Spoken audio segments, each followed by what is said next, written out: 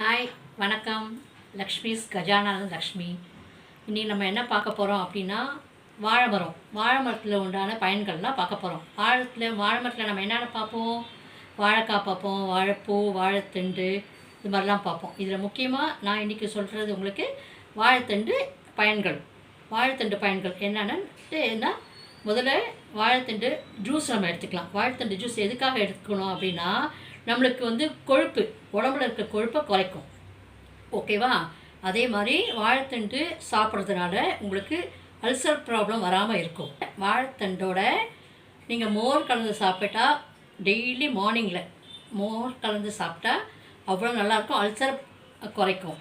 அப்புறம் இது வாழைத்தண்டு சுகர் கண்ட்ரோல் பண்ணும், 100% சுகர் கண்ட்ரோல் பண்ணும். டெய்லி வாழைத்தண்டு சாப்பிட்டுட்டே வாங்க, சுகர் கண்ட்ரோல் பண்ணும். நீங்கள் வாழைத்தண்டு கூட்டாகவும் சாப்பிட்லாம், இல்லை பொரியலாகவும் சாப்பிட்லாம். பொடி பண்ணி வாழைத்தண்டு நல்லா காய வச்சு பொடி பண்ணி சாதத்தில் போட்டு நெய் போட்டு மிக்ஸ் பண்ணி சாப்பிட்டாலும் சூப்பராக இருக்கும். நல்ல பெனிஃபிட்ஸ் கிடைக்கும் உங்களுக்கு. எல்லா விதமான பயன்களும் இதில் கிடைக்கும் வாழைத்தண்டில். அப்புறம் மெயின் சுகர் கண்ட்ரோல் பண்ணிடும். அதுக்கப்புறம் வேறு என்ன அப்படின்னா நிறைய பயன்கள் இருக்குது. எனக்கு தெரிஞ்ச பயன்களை இப்போ உங்களுக்கு நான் சொல்லியிருக்கேன். தேவையப்போ கொஞ்சம் கொஞ்சமாக ஒவ்வொரு வாட்டியும் உங்களுக்கு நான் சொல்கிறேன். ஒவ்வொரு வீடியோ போடும்போது உங்களுக்கு சொல்கிறேன்.